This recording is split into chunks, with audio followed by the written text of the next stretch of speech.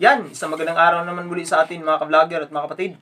Ako po dito si Brother Joel Padilla na kung saan patuloy po tayo makapag-aral ng ating Bible study. Umaasa po ako na muli ninyong dalhin ang inyong banal na kasulatan nang sa ganon, ito lang ang magpapatunay na yung aking nga po mas sinasabi ay pawang katotohanan lamang. So, aaniyahan ko po kayo bago tayo magpatuloy, tayo po yung manalangin. Panginoon, kami po inyong samahan sa pag-aaral. Umaasa po kami na kayo po magbigay sa amin katalinuhan. Nihiling po namin ang patnubay ng banal na Espiritu siya sumasa amin. Mula sa makikinig, makapanood nito, at ako magsasalita ay gamitin ang bansa sa amin na maunawaan at mahihayag ko na maayos. At tumatak ito sa aming puso't isipan at may sa kabuhayan. Ito po ang aming hiling sa pangalan ni Jesus sa aming pong tagapagligtas. Amen. Ayan. Alam niyo mga kapatid, sa mga oras na ito, kaya ko siya dinirect, ayaw kong masayang ang oras. At least hindi po masayang inyong panonood. Sa atin pong pamumuhay bilang isang Kristiyano ay napakahalaga po yung lumalago tayo. Meron ng tag 10 years, 20 years, 30 years, to 70 years, hindi pa rin sila lumalago sa kanilang pananampalataya. Ano pa yung iba, after ng 10 years, wala na, nag-backslide na, dahil para silang walang nararamdaman na walang pinagbago. Pero sa buhay natin, napakahalaga na meron pala tayong dapat gawing hakbang upang ang ating pananampalataya ay hindi bansot o kaya hindi lang siya nanatiling maliit, kundi nanatili siyang malaki at matibay. At nakakapagdulot pa ito ng masasarap na bunga sa mga nakapaligid sa kanila. Alam nyo, ang isang puno ng mangga, pag walang bunga, anong ginagawa? Sa Biblia, pinuputol yan. Kaya kung magtanim ka ng isang mangga at puro ka na lang walis ng walis, well, nakakatulong din siya kahit papaano. Pero mostly, sa akin, di ko rin naman paputulin kahit walang bunga kasi nakakatulong nga sa ating kapanahunan ngayon. Napakahalaga yung fresh air. But the point dito is, kung isa siyang prutas at hindi namumunga, parang nasasayang lang yung pangalan niyang mangga, pero hindi makikita sa kanyang mga bunga. Kaya, bilang isang Kristiyano, masasayang lang ang tatawagin kang Kristiyano or Seventh-day Adventist or anuman ang iyong relihiyon sa mga oras na ito kung hindi nakikita sa iyo. Lalo na kung tatawagin kang isang Kristiyano, na kung saan ang pagiging isang Kristiyano, nakabase ito kay Kristo. Bigyan ko kayo ng example sa mga oras na ito. Ito po yung aking halaman. Kilala niyo po ito. Ito po ay alokbate. O yan. Sa Bisaya, alugbate. Yan. Ang halamang ito, tinanim ko siya at kinuhanan ko siya ng mga points para po sa ating pag-aaral ngayon. Para tayo, bilang mga ngaral at bilang mga mananampalataya, lumago sa ating pananampalataya. Lumago sa ating kalagayan bilang isang Kristiyano. Okay po, kaya hinihiling ko po sa inyo, dalhin niyo po ang inyong lapis or ballpen at saka notebook or papel para po kayo ay makapagsulat ng aking mga points na ibibigay sa inyo na maaaring i-share nyo rin ito sa inyong churches. Okay po, una, yan. But don't forget to like and subscribe. Kung magustuhan niyo ang video, paki-like. Then share po ninyo, yung pinaka gusto ko. Mayroon po kayong komento, tumatanggap po ako. Tuloy po natin. Paano lumago ang isang bagong hikayat or bagong Bible interest or bagong kaanib sa iglesia? Ito po yung gagawin. Number 1. Ito po. Inihalintulad ko siya sa halaman. Number 1, kailangan mo ng liwanag ng araw. Kung walang liwanag ng araw, hindi tutubo ng mabilis. Tutubo man siya, pero maputla. Tutubo man siya, pero payat. Tutubo man siya, pero parang kulang sa vitamin. Ano po? Number 1 yun. Number 2. Ulan or dilig. Mamaya i-explain natin yan kasi meron kong 6 dito na puntos o points para po mapag-aralan natin kung ano bang mga tinutukoy. Number 2, ulan or dilig. Kailangan mong diligan ito. Pag hindi mo na diligan to, 1 to 3 days, masisira, mamatay. Pero ang iba, kung hindi mamamatay, hindi magbubunga. Number 3, cultivate or bungkalin ang mga nasa paligid na lupa. Tapos yun din ang itambak mo sa paligid. Huwag sa gitna, mamamatay ang halaman sa paligid lang. Kasi yung mga nasa paligid niya, maaaring may mga tumubo doon, matatabon din dito sa gilid at yun din magiging nutrients niya para matulungan ang iyong isang halaman na lumago. Okay po. Kasunod po niyan, number 4, alisin ang mga ibang damo or dawag. Kaya pag may tumubo ito, alisin, bunutin. Pagkabunot, kung maaari, diyan na rin sa paligid, pero siguraduhin niyo na ang ugat ay nakalutang talaga sa taas para mamatay, hindi natutubo ulit. At kung maaari, pag malalaki na, huwag niyo ilagay dito, tapon niyo na. Kung maaari, sunugin niyo. Yung sinunog niyo, yun ang ilagay niyo dito sa gilid, pataba din po yun. Ganun po sa paglago ng pang-spiritual natin. So, kailangan alisin ang mga ibang damo or dawag. Number 5, kailangan lagyan ng pataba. Sa mga gumagamit ng pataba, wala akong problema doon kasi yun ang inyong pamamaraan. Ako, ang ginagamit kong pataba, yung mga balat ng mga mga prutas, gulay. Iniipon ko yun, tapos nilalagay ko siya sa isang box na may lupa din. Lilibing ko yun doon. After 1 month or 2 months, pag hinukay mo yun, wala na. Naging part na siya ng lupa, mataba na yun. Huhukayin ko yun, tapos ilalagay ko siya dito. Maniwala kahit sa hindi. Ito, medyo matanda na tong alokbate ko kasi matagal na siya. Pero nakukuhanan ko pa rin siya ng mga talbos. Ano po? Marami to. Kaya napakahalaga po yun na kailangan lagyan ng pataba ang inyong mga halaman. Okay. So, ang iba, naglalagay dito ng mga dumi ng mga kalabaw, kambing. At the same time, naglalagay ako pero doon sa pinakailalim. Ano po? Wala masama doon. Kasi nakakatulong po yun para lumago ang iyong pananim. Kaya, alam mo, kung iyong titingnan iyan, nandito kami sa terrace ng church. Meron akong ginawa dyan na parang lagayan lang siya. Pinatong-patong ko lang itong mga pinutol na mineral water. Nako, laking tulong sa amin. Every time na magluluto kami, pag wala ang ibang matakbuhan, yung gulayan ko mismo ang aking tatakbuhan. Kompleto halos ako dyan. May talong ako dyan, may alokbate, meron akong pinakita ko noong nakaraang vlog. Mustasa, kahit ano. Okay po, ituloy po natin. So, kailangan lagyan ng pataba.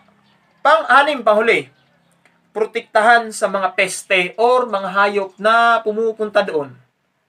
Kaya ang aking aso, hindi ko pinapapunta doon sa pero ang aking aso na may bait, hindi naman siya pumupunta doon para guluhin. Pero nung maliit pa, siguro dahil bata pa siya, nagugulo niya yung mga gulayan ko at minsan umiinit din ang aking ulo kasi pinaghirapan mo. Kaya dapat ang iyong halaman, sabi? Protektahan sa mga peste or mga hayop. Or kahit sa tao, huwag niyo hayaang nakawin yan. Nagkasala pa sila laban sa inyo. Ano po? Isa-isahin natin. Madali lang po ito. Una, kailangan, ano nga yung una? Magkaroon siya ng liwanag mula sa araw. Sulat niyo po yun. Ano ba yung liwanag mula sa araw? Dito ang kinakailangan ay pagkain pang spiritual. Ano ba yung pagkain pang spiritual? Sabi po sa Deuteronomy, dito sa Bible, chapter 8, verse 3, kung atin pong pag-aralan yung Deuteronomy, chapter 8, verse 3, makikita niyo po doon, binasa ko na kasi siya, sinordcut ko na lang, kailangang magutom ikaw araw-araw sa iyong pananampalataya na magutom ka sa salita ng Diyos. Dahil ang salita ng Diyos ay nakakatulong ito upang lumago ka sa iyong pang-spiritual. Sabi nga sa Mateo chapter 4 verse 4, hindi lamang sa tinapay nabubuhay ang tao, kundi sa salita ng Diyos. Kaya napakahalaga yon bilang isang mananampalataya ay magbasa ng Biblia. Kung gusto mong lumago, hindi porkit na Bible studyhan ka na, hindi porkit na binyagan ka na, hindi porkit kaanib ka na sa iglesia ninyo, kung anumang iglesia ang kinatatayuan, lalo na kung ikay 7-day Adventist, ay huwag kang maging stick na gano'n na lang. Na-stuck ka doon sa kung ano ka, kailangan lumago ka. Okay po. Buti pa yung lapis na ubos, pero nagagamit. Hindi ka pwedeng gayin ka na lang, wala ka pa namang gamit. Okay po. Sabi pa po dito, at kailangan kapag ikay bagong hikayat parang para lumago ka, huwag kang magbasa doon sa Biblia na kung saan yung kahihirap unawain, lalo na yung Apokalipsis, kung baguhan ka pa lang ha. Pero kung gusto mong pag-aralan yan, mas mabuting magtanong ka doon sa mga magagaling para explain la. Daniel at Apokalipsis, more on more on mga dragon, mga hayop, mga may pakpak, mga uso. So, mahirap unawain siya. Kaya, sabi nga, paalala ni Peter sa 1 Peter chapter 2 verse 2, kailangan muna bilang bagong nahikayat ay gatas muna. Huwag muna yung mga matitigas na karne. Mahirap tunawin yan kapag kabagong ipinanganak yung baby. Ano po?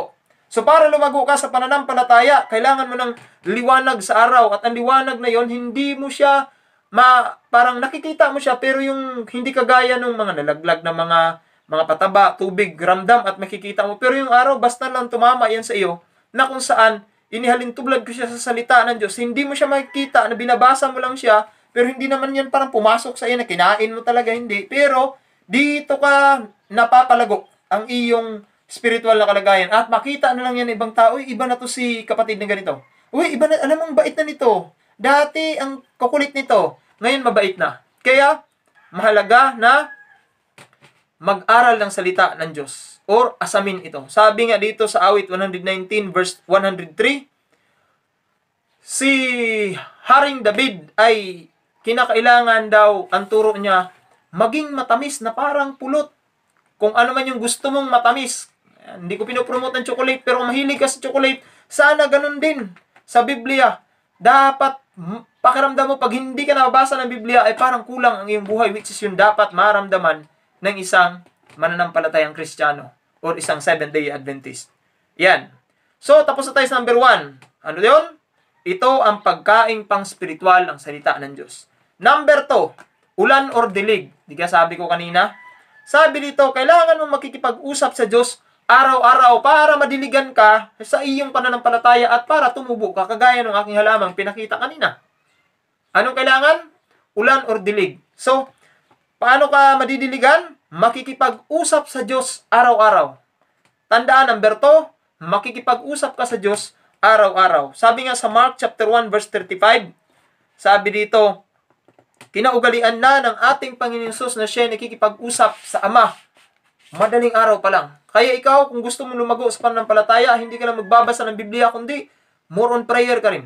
Kasi yun ang pamamaraan para lumago ka sa pananampalataya bilang isang Kristiyano. Okay, kasunod po. Ito pa kasunod. Sabi po dito, pangalawang talata, Ephesians chapter 6 verse 18. Anong sabi? Manalangin ka araw-araw. Kasi yun ang payo. Tapos sabi din sa 1 Thessalonians chapter 5 verse 17, ito yung kilalang kilala, manalangin kang walang patid, pray without ceasing, walang tigil. Okay po. Jeremiah 33:3, tumawag ka sa Diyos palagi. May problema ka man, dumaranas ka man ngayon ng iba't ibang klaseng sakit, lalo pat may kinakaharap tayong sakit ngayon, tumawag ka sa Diyos palagi. Lumago ka sa pananampalataya pag ganun ang iyong ginagawa. John 14:13, sa pangalan ni Jesus mo ito i-address. Kaya napakahalaga po yung babasahin. Kapag ka nanalangin ka daw ay idadaan mo sa pangalan ni Jesus at ang lahat ng iyong kahilingan ay bibigay. Basta sa pangalan ni Jesus. Kaya, pangalawang tips, kailangan mong madiligan or sa paanong paraan, sa pagkikipag-usap sa Diyos. Madidiligan ka ng iyong panampalataya at lalago ka. Number 3, ito na, number 3 na tayo. Cultivate or bungkalin yung lupa na nasa paligid daw at itambak mismo doon sa gilid niya para yun din ang kukuhanin niyang nutrients. Ano ito? Ito yung pakikipagtipon sa kapwa mananampalataya. Napakahalaga po yun. Hindi ka lalago sa iyong pananampalataya kung mag-isa ka lang. Lalago ka sa knowledge kung nagbabasa ka ng Bible, nananalangin ka. Pero pagdating sa socialization, kung paano pakikitunguhan yung pangit na ugali, wala, talo ka doon. Paglabas mo, naka-encounter ka na ng pangit na ugali, mainitin din ang ulo mo kasi hindi ka nasanay. Kaya ground preparation yung mga pagsubok sa buhay na dumarating sa atin. Okay po. Sabi nga po dito, sa pagkikipagtipon sa kapwa mananampalataya, ayon sa Romans chapter 14 verse 7, hindi ka pwedeng mag-isa, kaya ito yung kasabihan, man is an island. Sabi pa sa Luke chapter 4 verse 16, kahit si Jesus, sa kada araw ng Sabat, pumapasok sa sinaguga at bumabasa pa siya. The point dito is, kung si Jesus, nakikisalamuha din siya sa mga kapatiran every Sabat. Tayo, meron tayong midweek, meron tayong vesper, meron pa tayong Sabat. Iba pa yung may mga okasyon, mga fellowship, mga camping. Kaya kayo sumali kayo sa mga ganun.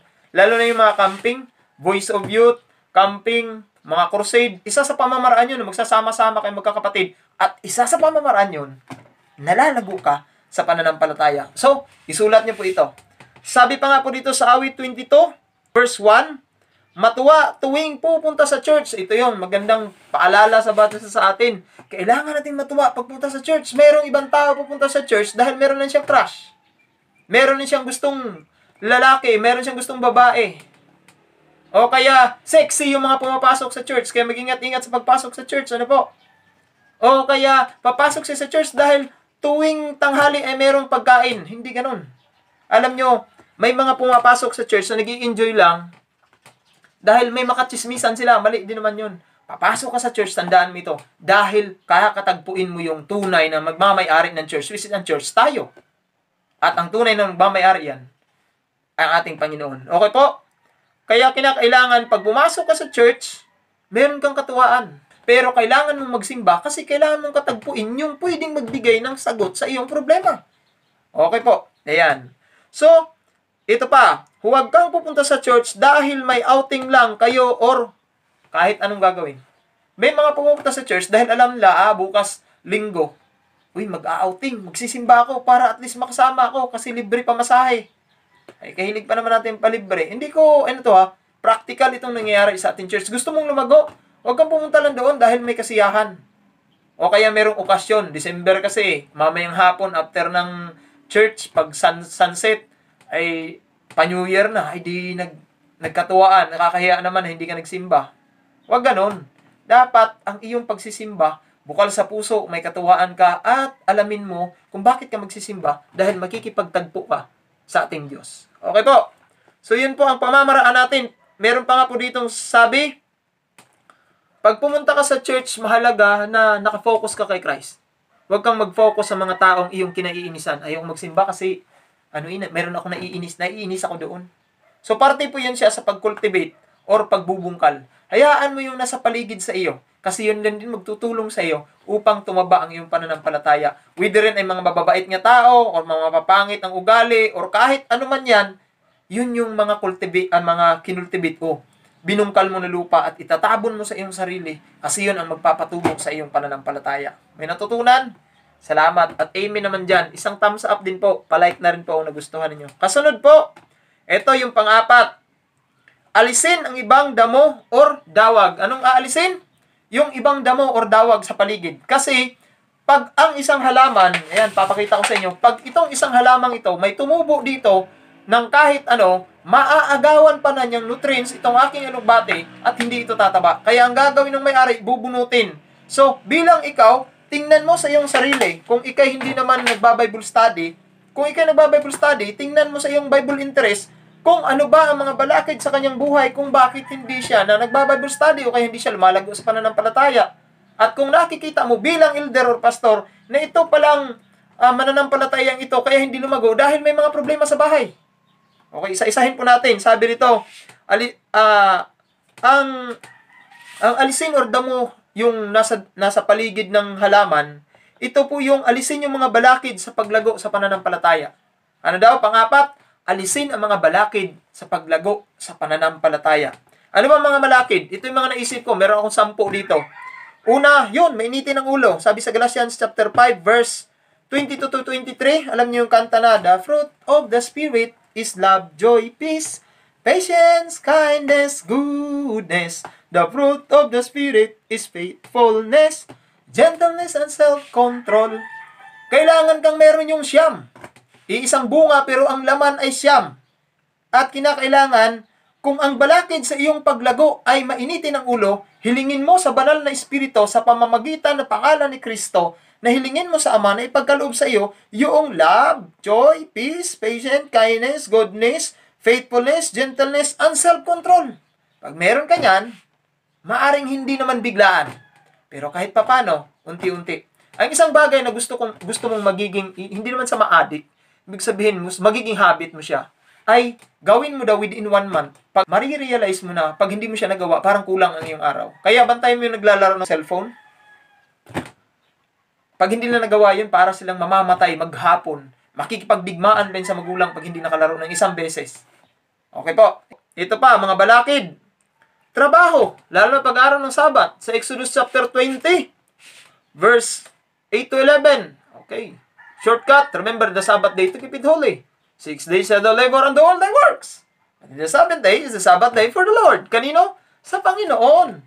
Kaya dapat, pag Sabat, kung yun ang balakid sa iyo sa paglago mo sa pananampalataya, ang iyong trabaho ay wag ka munang umalis. Mag-isip-isip ka muna na hindi mo mananakawan ng Panginoon pagdating sa time. Kaya kung ang balakid sa paglago sa pananampalataya ay trabaho, ay di maghanap ka ng ibang trabaho na hindi magiging balakid sa paglago mo bilang Seventh-day Adventist o Kristiyano. Kasunod po, ayan, ito, pamilya. Sa Matthew chapter 10, verse 36 to 39, anong sabi doon? Kung mas pahihigitan mo ang iyong anak, ang iyong asawa, ang iyong kung ano mang meron ka, kahit pera, kahit ano, sasakyan, kung yun ay mas masigit sa Panginoon, abalaki dyan sa buhay, hindi ka lalago sa pananampalataya. Kaya, dapat i-priority mo ang Diyos palagi. Okay, balakid yun. Ito pa, sa bisyo, ayan. Sigarilyo, inom, droga, bisyo yan. Ano sabi dito? Sa Romans chapter 12 verse 1, kailangan doon natin ihandog ang ating sarili na mga handog na haing buhay, lugod at kaaya-aya sa Diyos. Kaya napakahalaga yon, yung kaaya-aya. Kaaya-aya kayong maglalakad-lakad ka, nakahubad. Sinong siga dyan. Di ba? Ako nakakatawa lang yung mga naisip ko, mga kapatid. At naniniwala ako na itong aking sinasabi, may matutunan ka dito. Kasi una, hindi ko ito sasabihin sa iyo kung hindi ko dinanas. Dinanas ko kasi, either negative or positive na binabanggit ko dito, dinanas ko yun.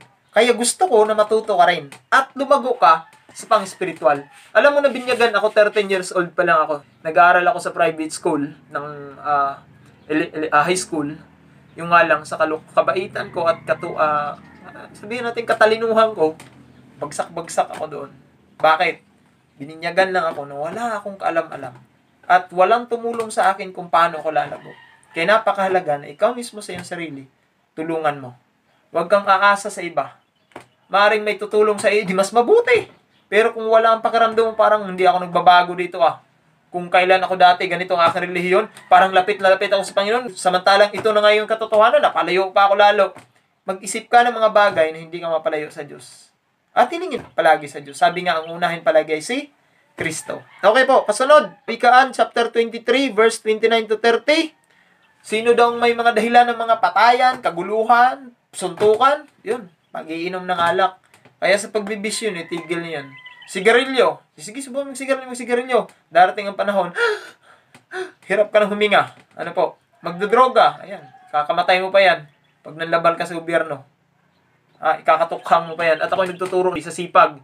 Tutukhangin muna. Tapos, dadalhin sila sa sipag program. Tuturukan ko sila. At maraming nag-graduate. More than mga 500 na siguro mahigit yung nag-graduate sa ating tinuturuan. Okay po. At sa tulong ng Panginoon, 2 pa naman yung nagloko. Pero yung mga nagloko na yon, sila naman yung nag-absent lang, na naawa din naman ako, pinapasa ko. Yung nga lang, ay nakakalungkot dahil bumalik sila sa dati, nakakulong. Pero yung the rest, sa more than 500 out of 2, ay di 498, maayos sila ngayon. Pag nakita ako, thank you sila. And I hope na kung nakapanood man din ang mga tinuruan ko, patuloy lang kayo sa paglago.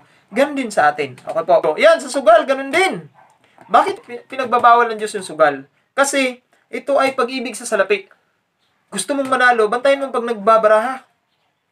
Kailangan kong ayusin to. Kasi kailangan kong malaki ng pundo kasi nagbabaraha ako noon. Kasi pag sugal ang pinag-uusapan, ang dami talagang taong na nalululong doon at halos maubos na ang kanilang pera. Alam, maniwala kayo sa sugal. Hindi ako naniniwala sa 50-50. Ang sugal is always talo. Bakit? Sige, magsugal ka, hindi ka naman uupo dyan na isang upuan lang. Buong maghapon ka diyan, uupo. Anong nangyari sa katawan? Wala nang exercise, meron pang naninigarilyo sa paligid, nakakalanghap ka pa ng usok, sabihin natin nanalo ka ng 1,000. Nanalo ka ng 1,000, pero ang iyo namang baga, after 1 year, ay magagastos ka naman ng 200,000. Saan ngayon ang 1,000 mo? Kahit para araw kayo manalo ng 1,000, kukulangin yan. Pagdating ng panahon, nasisingilin ka na yung katawan. Kaya pinagbabawal yung pagsusugal. Ayan, kasunod. Kaya bawal ang sugal sa 2 Thessalonians 3:10 kasi hindi ka nagtatrabaho Sabi work to Brother Joel. Nagkakain ka mga kami dito. Work yan ng mga tamad. Kasi ang tunay na trabaho, kailangan pagpapawisan, sabi sa Biblia. Napapawisan naman ako dito, Brother Joel. Oo, pero yung pagpapapawis na kung saan hindi yung parang pang makasarili, hindi yung parang meron kang sa pag naabot ko to, hindi ganun. Trabaho ng tamang trabaho. Kaya pinagbabawal nito sa Pilipinas ang pagsusugal Lalo na ngayon sa COVID-19, tigil nyo na yan. Sabi dito, pambababae or panlalalaki, Exodus 20:14, huwag kang mangangalunya. Yan. Kung yan ang magiging hadlang, itigil mo yan. Tingin ka pa lang sa isang babae na may pagnanasa, yon? Pangangalunya ng tawag noon. At maraming sumasabit itong lalaki. At hindi ko masasabing hindi ako gayon dati. Maniwala ka sa hindi. Pag may sexy dyan, mapapalingon ka, mag-iisip ka na, lalaki ako. Pero tinigil ko yun. Kasi nakikita ko sa aking sarili, hindi ako lalago dito sa aking pananampalataya. Sabi nga ng Panginoon, kung ang mata o ang iyong kamay ay siyang nagiging sanhi ng iyong pagkakasala, dukitin mo ito. Mas mabuti pang wala kang isang mata akyat sa langit, kaysa ang buong mong katawan ay bubulid sa apoy. Kung ang iyong kamay ang siyang nagiging balakid upang makapunta ka sa langit, putulin mo ito. Kung ang iyong paa dahil sa kakagala mo, putulin mo yan. Ang point ko dito is, hindi talaga literal na puputulin. Ang puntos ko dito is, itigil mo yan kasi balakid nga yan sa paglago mo sa pananampalataya. Ayan, ito pa. Yun sa cellphone. Binabasa, pinapanood, pinapakinggan, pinupuntahan. Ito yung mga nakakalungkot. Sa cellphone ngayon, ano ba laman ng cellphone mo? Sige nga, Seventh-day Adventist. Uy, kagaganda ng mga sexy. Uy, may mga nakahubad. Diba? Uy, may mga sounds na I cannot take this anymore. Yung kasi yung time ko noon yung mga alam ko noon. Ngayon, marami na ngayon. Uy, puro na K-pop. Wala man lang ka-Bible naman. May Bible nga, di rin binabasa. Wala man lang history doon sa Bible. Nagbasa. Para lang sabihin, may Bible ka? Oo, meron po. Amarang nagbasa kasi minsan sa church, pinapayagan pag Sabado. Okay, pwedeng gamitin ang mga kasi high-tech na tayo ngayon. Gadget natin, cellphone. Pero hindi ganun. Dapat may personal ka. So kung balakid yung cellphone, kung balakid yung iyong mga pinupuntahan, yung iyong pinapakinggan, yung iyong mga pinapanood, then cut it off. Lalo na yung paglalaro ng wala nang ginawa kundi magdududot na doon sa cellphone niya. Kaya kung ikay nagtuturo ng Bible study, sikapin mong, kung hindi talaga maiwasan dahil nag-i-enjoy kayo doon, sabi ko nga, okay magkaroon ng gadget or cellphone or whatever. Huwag lang yung silang magkukontrol sa iyo dahil ikaw pa rin may utak sa mga yan. Kailangan ikaw magkontrol niyan. At dapat, sa pagkontrol mo, tingnan mo rin yung sarili kung nakukontrol mo ba talaga o hindi. Baka yung oras mo doon ay nauubos na. Okay po? Yan. Okay, sunod.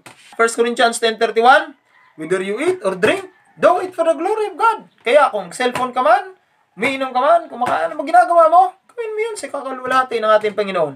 Sa pagkain, basahin niyo pong chapter 11 ng Leviticus. Buong chapter dyan, malalaman mo yung tamang pagkain. Okay po? At sa mga vlog ko, gusto niyo malaman, panuorin niyo po yun. Ito, sa pananalita, sabi nga ni James chapter 3 verse 2 to 6, ang dila doon natin ay para yung isang daldal mo ni kaya mga chismosa ay pinagbabawal sa Bible eh. Kaya balakid yan sa paglago mo sa pananampalataya. Kasunod po, sa pananamit, sabi sa 1 Timothy 2:9, maayos na may gayak na maayos na pananamit ang mga kababaihan. Ano po? Maging lalaki ka man o babae. Alam mo, marami tayong nakikita sa church ngayon, pasintabi ha. Hindi ko sinasabi yung kung ano kasuotan mo. The point dito is, kung sa isang lugar, sabi ng Panginoon, kung nagiging katitisuran ka, huwag mong gawin yun, mga bagay na yun. Yung sabi ni Pablo na, kung sa pagkain natitisod, sa pagtingin nila sa iyo, huwag ka lang kumain ng ganun. Bakit? Ang dami natitisod eh. So ikaw na mag-isip ka, ang dami nang nag-backslide, dahil sa iyo, makonsensya ka naman. Ano po?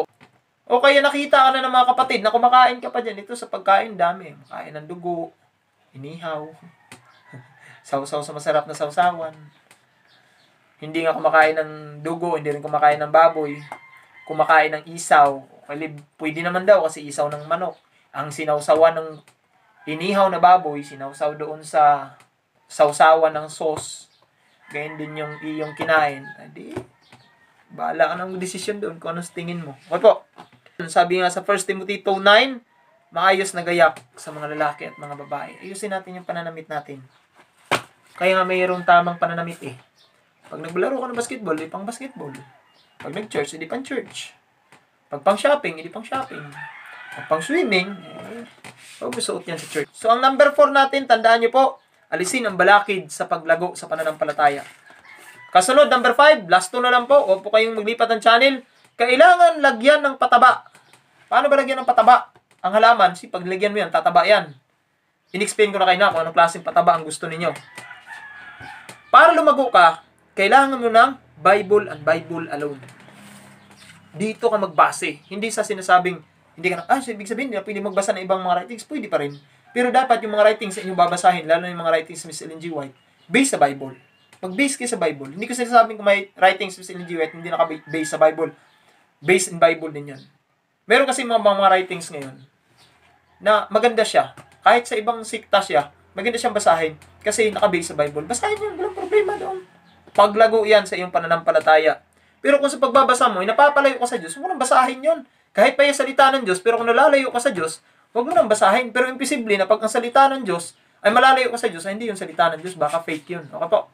Sa Hebreo chapter 5:14, ang pagkaing matigas ay sa mga may sapat na gulang na. Kaya ito yung time, dahil nagawa mo na yung 4, so sa pang-5 mong ginagawa, kumain-kain ka na rin ng medyo matigas-tigas. Kung kanina sinabi sa 2 Peter, gatas muna dahil bago ka pa lang. Pero pag matibay ka na sa pananampalataya, hindi magbasa ka ng mga medyo malalim-lalim. Pag-aralan mo na ngayon yung Daniel. Pag-aralan mo na ngayon yung Revelation. Isipin mo, 30 years ka na sa pananampalataya. Hindi mo pa ma-explain yung Revelation. Hindi ko minamaliit kayo. Hindi ko rin magpagyamayabang ang aking sarili. Ang puntos ko dito ay, kailangan mo rin namang lumago. Hindi mo man ma-explain na kagaya ng pastor. At least kung tinanong ka, ano ba tong explanation ng Daniel? Ano ba tong mga hayop na ito? Bagaman sinasabi ng iba, huwag natin masyadong pukusan yung mga hayop. Pero kung ibig mo lang lumago, dahil matagal ka na nga, at parang pakiramdam mo, wala namang pinagbago na. E di isa, yung palang Daniel at Revelation, di ko pa napag-aralan yun. Pag-aralan ko na nga yun. Itatanong ako, magre-research ako. Sa panahon ngayon, dami pa mamaraan para makapag-research ka, para maunawaan mo yung mga salitang yun. Okay po.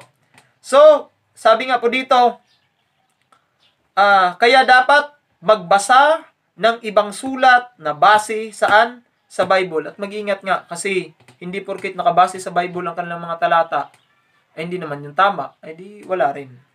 Last na po mga kapatid. Yan, salamat sa inyong pagtiyaga. Protektahan ang sarili sa peste at mga hayop sa paligid o kahit tao. Protektahan mo yon. Sa paanong paraan? Diga, ini-sprayhan yung iba. Pero sa akin, pag ang dahon ang tinatanim ko, lalagyan ko siya ng abo. O kaya, pag hindi talaga kaya, yung sabon, hanaluan ko sa tubig, ididilig-dilig ko yun para mapait lang. O kaya yung puno ng iyong kasi minsan, doon lang gumagapang, lalagay ko ng abo. Malaking tulong po yun. O kaya pausukan nyo. Ano ba ang ibig sabihin nito? Isuot natin yung armor ng pagiging Kristiyano. Ba yung armor ng pagiging Kristiyano? Helmet ng kaligtasan kasi niligtas ka na ni Kristo. Baluti ng katuwiran kasi ikaw na yung taong nakaranas ng kaligtasan. Tapos, bigkis ng katotohanan. Lahat na yung sasabihin, puro katotohanan, hindi kasi sinungalingan. Pawang totoo lamang. Serbisyong totoo lamang. Ayan. So, dapat bigkis mo yung palagi. Na kahit saan ka pupunta, totoong tao ka, matuwid ka, hindi ka sa mali. Tapos ano pa? Ayan, sa pangyapak, mapayapa kang tao. May kapayapaan ka dahil nag-base ka nga sa Bible. Panangga ng pananampalataya. Kailangan tibayan mo. At ito yung pamamaraan para lumago ka sa pananampalataya. And then, tabak ng Espiritu Santo o tabak na salita ng Diyos na siyang iyong gagamitin araw-araw. Kaya mahalagang mag-aral ng salita ng Diyos. Okay, kasunod. Sabi po rito sa Galatians 5:22-23, so, hilingin mo yun sa Panginoon din. By the power of the Holy Spirit, ipagkaloob sa iyo ang bunga ng banal na Espiritu. Love, joy, peace, patience, kindness, goodness, faithfulness, gentleness, and self-control. Mabilis lang ito kasi mahaba ang aking topic. Ito yung pinakalas, witnessing. Para lumago ka sa pananampalataya, kailangan mong maging witness. Ito yung protektahan ang sarili sa peste. Kapag hindi ka nag-witness, nagbabasa ka, darating ang panahon, kagaya nung nangyari kay David, meron siyang isang utusan na kung saan may magandang asawa. Ang problema, nagustuhan ni David, yung kanyang asawa. Ang ginawa niya doon kay Urias, na niyang kawal, pinauwi niya kasi nagalaw niya yung babae, to make the long story short. Pero ayaw, faithful kasi ito. Siya, paano ako uuwi? Tatabi-tabi ako sa asawa, samantala makasamahan ko nakipagdigmaan. May problema ang buong Israel. Sabi niya ngayon, umuwi ka. Hindi, doon siya natulog sa pintuan ng bayan. Kinamagan, sabi siya, bumalik ka na nga. Bumalik siya. Pagbalik niya, noon ni Urias, pinasundan agad ni Haring David kasi gusto niyang tabunan yung kasalanan niya kasi nagalaw niya yung asawa ni Urias at yung pinakagalit ng Diyos sa kanya. Sa madalit sabi, pinasundan niya si Urias at pinadalhan ng sulat yung sumunod na ilagay si Urias sa front line. So nilagay siya sa front line, sa madalit sabi doon mismo sa digmaan, sa tagaan talaga, ay di, namatay si Urias. Akala ni David, matabo niya yung kanyang sarili. Pero nagpadala ang salita ng Diyos sa isang propeta at pinamukha sa kanya. Bakit mo pa inagaw ang kaisa-isang tupa ng taong ito? To make the long story short, napahiya siya. Ang dahilan?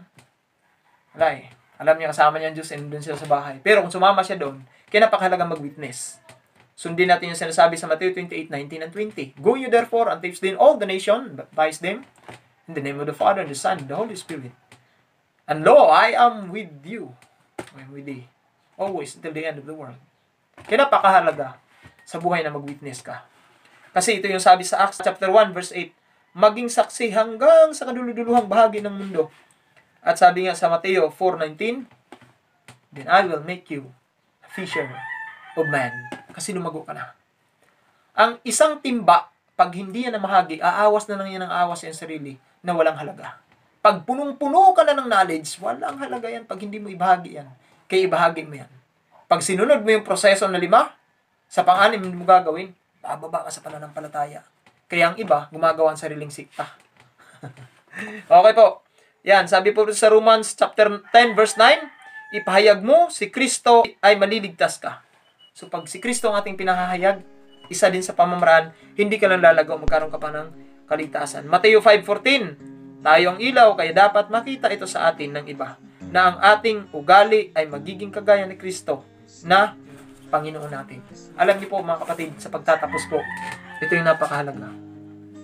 Kailangan mo maipakita sa mga tao na yung iyong pinag-aralan, nag-reflect na sa iyo. Hindi para magipagmayabang. Nag-aral ako, pwede na, hindi. Ibig sabihin, paglabas mo kasi makikita na nila. Pag nakita nila, magiging influensya ka sa kanila. Pag naging influensya ka sa kanila, kailangan mo magsalita. Bakit? Kapag ka nagsalita ang isang maimpluwensyadong tao, pakikinggan niya ng maraming tao. Okay po? Kaya, ito yung time na mag-witness ka. Ito yung time na lalago ka. At yung pag-witness, lifetime. Hindi siya by contract. Panghabang buhay yan bilang isang Seventh-day Adventist, bilang isang mananampalataya, o bilang isang Kristiyano kung hindi ka man Adventista. Lifetime ang pagpapakita ng buhay na itinuro ni Kristo sa bawat isa sa atin. Sa mga oras na ito, anong balakid? Anong problema? Meron tayong pamamaraan upang tayo lumago sa ating pang-spiritual na pamumuhay. Kaya, mga kapatid, ikaw ay inayayahan ng Panginoong Hesus na gawin natin yung mga bagay na yun habang tayo nakakwarantine. Tayo po manalangin. Salamat po Panginoon sa isang magandang mensahe pinagkaloob sa amin. Punaway tumimo sa puso't isipan natin sa kabuhayan. Pagharian niyo po kami at tulungan kami na lumago kami sa pananampalataya. Hindi kami magiging banso na habang paparating kayo, kami naman ay nagbabago tungo sa isang pagbabago na kagaya ng Panginoon Hesus. At higit sa lahat yung magiging witness po kami sa iba. Umaasa po kami na kayo po patuloy duminig sa mga dalangin. Pagpalain itong aking mensaheng aking ginawa. Nawa sa mga mapakinig, makapanood nito. Humiging pagpapala sa kanila. At ikaw na nanonood at nakikinig, dinadalangin kita na kapag ka iyo itong ibinahagi at kapag ka itong iyo tinanggap at iyong isa kabuhayan, para mo na rin tinanggap ang ating Panginoon Hesus kasi yun ang kanyang pangako. Na kung sino ang tatanggap sa amin, kaming mga manggagawa, ay itong unang tinanggap ng ating Panginoon Hesus. At kung sino ang aming pagpapalain, ay siya rin naman kanyang pagpapalain. Kaya Panginoon, hindi sa pagmamayabang, nihiling ko sa makikinig na yan at manunood, ay silang pagpalain. Ano man ang kanilang problema, pinagdadaanan, kung may makaramdaman, pagalingin. At ipagkaloob sa kanila ang lahat na kanilang pangailangan. Ito pong aming hiling, kalakip ng pagiging namin sa makasalanan na gawain. Pagpatawan niyo po ang bawat sa amin. Alang-alang sa aming Panginoon sa siyaan pong tagapagligtas. Amen. So muli, maraming salamat po mga kapatid. Ako po ito si Brother Joel Padilla na patuloy na nagpupuri at nagpapasalamat sa ating Panginoon at mag-iiwan po ako ng isang kasabihan. Ang isang taong hindi lumalago sa pananampalataya, para niya rin sinabi, nasarahan na siya ng awa. So muli, maraming salamat po. Bye-bye!